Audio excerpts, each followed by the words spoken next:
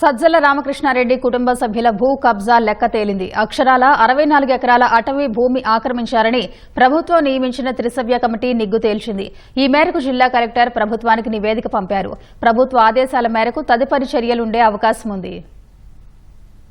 కడప జిల్లా సీకే దిన్నె మండలంలో సజ్జల రామకృష్ణారెడ్డి కుటుంబ సభ్యులు అటవీ భూములు ఆక్రమించారని అటవీ రెవెన్యూ అధికారులు తేల్చారు. సజ్జల రామకృష్ణారెడ్డి కుటుంబ సభ్యుల పేరిట 146 ఎకరాల పట్టా భూమి రిజిస్ట్రేషన్ జరిగింది.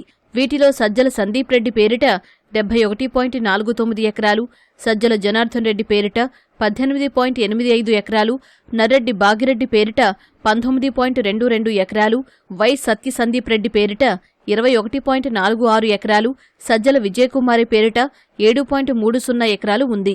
ఇంకా మిగిలిన కుటుంబ సభ్యుల పేరుతోనూ రిజిస్ట్రేషన్ జరిగింది. ఈ ప్రాంతంలోనే సర్వే నంబర్ 1629లో 11,000 ఎకరాల అటవీ భూమి ఉంది.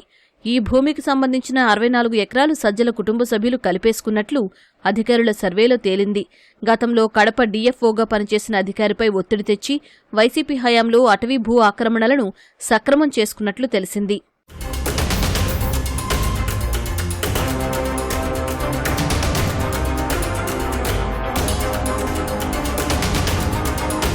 సజ్జల ఎస్టేట్లో 55 ఎకరాల అటవీ భూమి ఉందని రెవెన్యూ అధికారులు తొలుత భావించారు. అయితే సజ్జల కుటుంబ సభ్యులు హైకోర్టును ఆశ్రయించగా సమగ్ర విచారణ చేసి సరిహద్దులు గుర్తించాలని న్యాయస్థానం ప్రభుత్వాన్ని ఆదేశించింది. ఫలితంగా ప్రభుత్వం రెవెన్యూ, అటవీశాఖ, ల్యాండ్ సర్వే ఆఫ్ ఇండియా అధికారుల బృందంతో కమిటీ వేసింది. త్రిసభ్య కమిటీ అధికారులు సజ్జల ఎస్టేట్లోకి వెళ్లి 2 నెలల పాటు రెవెన్యూ, అటవీ భూముల మ్యాప్లు దగ్గర పెట్టుకుని సర్వే నిర్వహించారు. సరిహద్దు రాళ్లు గుర్తించారు. అవి ఇంకా ఎక్కడెక్కడ ఉన్నాయనే దానిపై మ్యాపుల ద్వారా ఆరా తీశారు. సజ్జల ఎస్టేట్ భూములకు కంచె ఏర్పాటు చేసుకున్నారు. ఇది అటవీశాఖ నిబంధనలకు విరుద్ధమని అధికారులు అంటున్నారు. త్రిసభ్య కమిటీ చేసిన సర్వే పూర్తి కావడంతో నివేదికను కలెక్టర్కు అందజేశారు. కలెక్టర్ పూర్తిగా పరిశీలించి మొత్తం 64 ఎకరాల అటవీ భూమి ఆక్రమణకు గురైందని తేల్చారు. ఈ మేరకు సమగ్ర నివేదికను ప్రభుత్వానికి పంపారు.